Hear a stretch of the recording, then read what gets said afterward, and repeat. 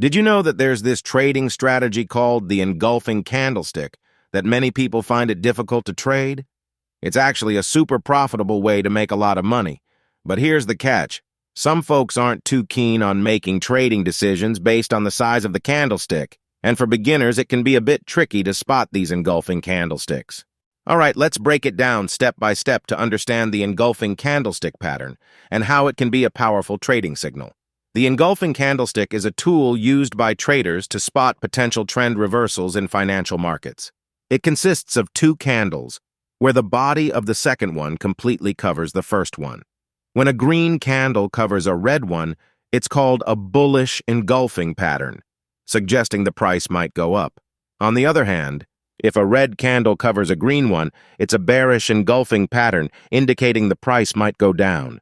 Traders find the engulfing candlestick pattern reliable for predicting momentum shifts because it shows a significant change in market sentiment. However, to make the most of it, we need to confirm with other technical indicators and manage risks carefully. It's important to understand the market conditions and context to use this pattern effectively. We'll look for engulfing candlestick trades near supply or demand zones, and to make it easier for you, we'll use two indicators to help us spot these trades. These indicators will help us detect when supply or demand zones are visible and when candlesticks are likely to be engulfed. So let's proceed and learn how to enter trades using these simple rules. All right, let's get started by adding our first indicator. Look for the Fluid Trades indicator in the tab and find the one by this TradingView guru. This indicator helps us identify supply and demand zones using pivot points, showing recent highs and lows. The goal is to make it easy for you to spot these zones, so you can spend less time marking up charts and more time executing trades. Before we proceed, let's adjust the settings to reduce false signals and increase our success rate. For this example, we're using the British pounds against the Japanese yen pair on a 30-minute time frame. In the Indicators Input tab, change the swing high-low length to 50, increase the supply-demand box width to 10, and set the history to keep option to 5. These supply and demand zones are crucial when using the engulfing candlestick strategy. When price action reaches the supply zone, we expect prices to bounce back down, creating an opportunity for bearish entries. Conversely, when price action reaches the demand zone, we anticipate prices to bounce back up, creating a chance for bullish entries. However, keep in mind that price action might create new highs and lows in the market by breaking above the supply zone or below the demand zone. This is where the engulfing candlestick comes into play.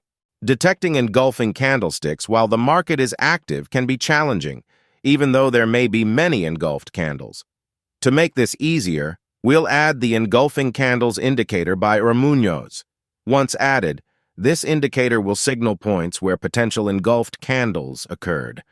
Fortunately, we don't need to change any settings for this indicator.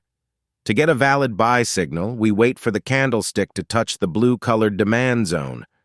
Once the candlestick's wick touches the demand zone, we look for the next signal from the engulfing candlestick indicator. If the next signal is red, we avoid entering any trades and move on. But if it's green, we enter the trade. Now we look for the bullish engulfing candlestick, which is indicated by the green signal below the candlestick. To open the trade, we wait for the next candlestick to close, making sure the green signal remains on the chart. Then, we place a buy order at the close of that candlestick. For the stop loss, we put it slightly below the demand zone, as prices might retest it before moving upward. This is a common occurrence, so it's crucial to place the stop loss accordingly.